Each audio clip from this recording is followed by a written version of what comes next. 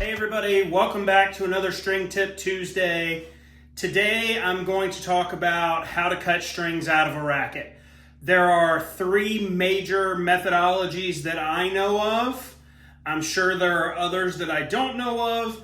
Two of these three are accepted by the USRSA, the United States Racket Stringers Association, and I would assume ERSA and GRSA, even though I've never checked those two.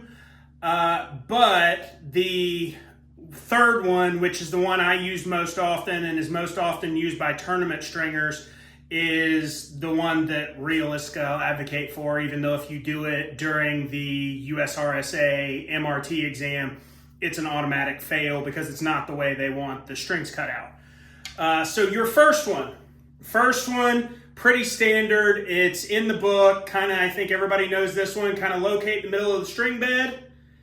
Cut a horizontal string, then cut a vertical string, and another horizontal, and another vertical, and another horizontal, and another vertical, and another horizontal, and another vertical.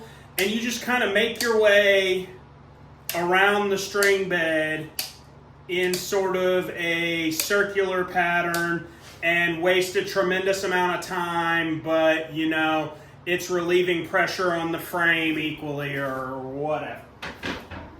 Your second methodology, instead of going one at a time, you're going to cut a main and a cross at the same time, and you're going to cut kind of on a diagonal that hopefully you can see here in the video.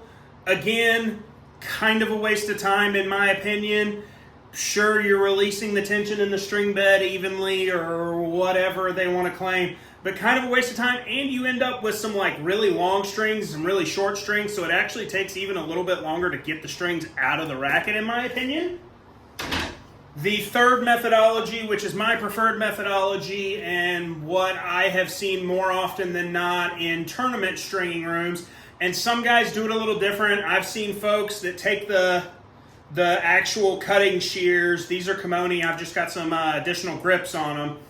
I've seen guys take them and cut a slit in the middle and then do the T, but I just do the T. So you'll start at the bottom, go straight up about halfway, pick a side, doesn't matter which side, one side to the other, all the way across, and then resume in the middle going up the string bed.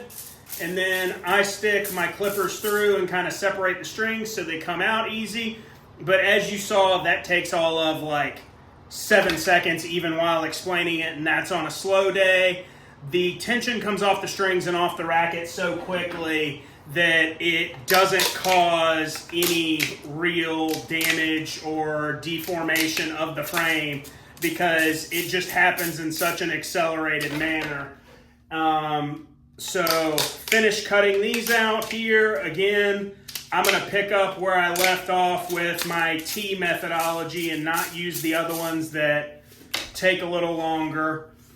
Any of them are acceptable as far as I'm concerned. Feel free to use the one that just hits your soul, but I think the most efficient is just starting at the bottom, cut halfway up, pick a side all the way across, and then resume in the middle straight up, and then you end up with a pretty even cut where all of your strings are even coming out, so they're a little easier to get out than having some long ones here and some short ones there.